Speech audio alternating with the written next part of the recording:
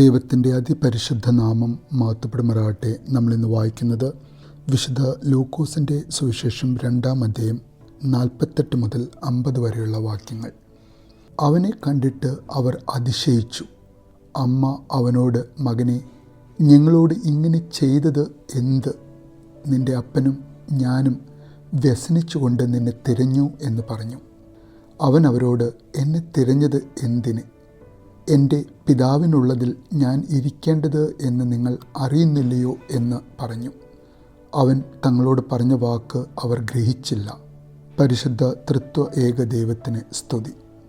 തൻ്റെ മാതാപിതാക്കളെ വളരെയധികം വേദനിപ്പിക്കുന്ന ഒരു കാര്യം ചെയ്യുന്ന ഒരു മകൻ.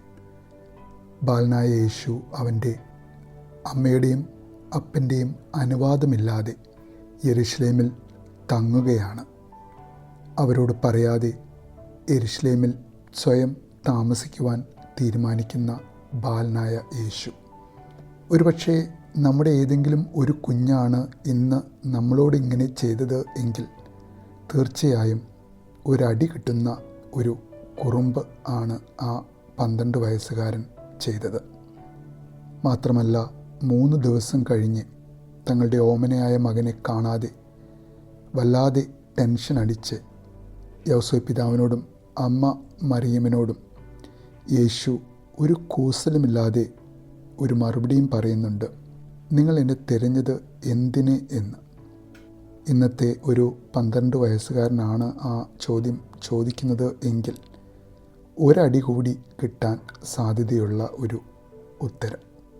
എന്നാൽ ഇവിടെ നാം സൂക്ഷ്മതയോടെ കാണേണ്ട ഒരു കാര്യം, ആ അമ്മ മറിയം മകനോട് അതിവ്യസനത്തിൽ 3 ദിവസം മകനെ കാണാതെ അലഞ്ഞതിൻ്റെ പ്രയാസത്തിലും അതിൻ്റെ ക്ഷീണത്തിലും അതിൻ്റെ സങ്കടത്തിലും ഇപ്പോൾ ആ മകനെ കണ്ടെത്തിയ സന്തോഷത്തിൽ ചോദിക്കുന്ന ആ ചോദ്യം, നിൻ്റെ അപ്പനും ഞാനും വ്യസനിച്ചുകൊണ്ട് നിന്നെ തിരഞ്ഞു, ഞങ്ങളോട് നീ ഇങ്ങനെ ചെയ്തത് എന്ത് എന്ന ഒരു പരിഭവം നിറഞ്ഞ സ്വരത്തിൽ ആ അമ്മ 12 വയസ്സുകാരനോട് ചോദിക്കുമ്പോൾ അവിടെ ആ ചോദ്യത്തിന് യേശു പറയുന്ന മറുപടി, ഞാൻ എൻ്റെ പിതാവിൻ്റെ ഭവനത്തിൽ ഇരിക്കേണ്ടത് എന്ന് നിങ്ങൾ അറിയുന്നില്ലയോ എന്നുള്ളതാണ്. ആ 3 ദിവസം മകൻ നഷ്ടപ്പെട്ട അമ്മയ്ക്ക് ഇതുവരെ ഒരു കുറുമ്പും കാണിക്കാത്ത, ഒരു അനുസരണക്കേടും കാണിച്ചിട്ടില്ലാത്ത, ഒരു പാപവും ചെയ്യാത്ത തൻ്റെ സ്നേഹനിധിയായ മകൻ. എന്നാൽ ആ മകൻ്റെ ഉത്തരം അമ്മ മറിയത്തിന് പൂർണ്ണമായും മനസ്സിലാകുന്നില്ല എന്ന് വിശുദ്ധ ലൂക്കോസ് ഇവിടെ സൂചിപ്പിക്കുന്നുണ്ട്. അവൻ തങ്ങളോട് പറഞ്ഞ വാക്ക് അവർ ഗ്രഹിച്ചില്ല എന്ന 50-ാമത്തെ വാക്യം. എന്നാൽ അമ്മ മറിയം യൗസേ പിതാവിനെ നിൻ്റെ അപ്പനും ഞാനും എന്ന് അഭിസംബോധന ചെയ്യുമ്പോൾ യേശു എൻ്റെ പിതാവ് എന്ന വാക്യത്തിലൂടെ തൻ്റെ പിതൃത്വം യൗസേ പിതാവിൽ നിന്നെടുത്ത് പിതാവായ ദൈവത്തിങ്കിലേക്ക് നൽകുന്ന ആ ബാല്യത്തിൽ നിന്നും യൗവനത്തിലേക്ക് കടന്ന യേശുവിനെയാണ് നമ്മൾ കാണുന്നത്. തൻ്റെ യഥാർത്ഥ പിതാവ് പരിശുദ്ധ ദൈവമാണ് എന്ന യാഥാർത്ഥ്യം തൻ്റെ മാതാവിനോടും വളർത്തു പിതാവിനോടും ആദ്യമായി യേശു പറയുന്ന സമയം. ഈ ഒരു കാര്യം യേശു തൻ്റെ മാതാവിനോടും പിതാവിനോടും പറയുവാൻ തിരഞ്ഞെടുത്ത സ്ഥലം അത് അവൻ്റെ പിതാവിൻ്റെ ആലയമാണ്, ദൈവമായ യേശുവിൻ്റെ ആലയം. അതെ, വിശുദ്ധ ദേവാലയത്തിൽ അവൻ്റെ പിതാവിൻ്റെ ഒപ്പം നമുക്കായി കാത്തിരിക്കുന്നു.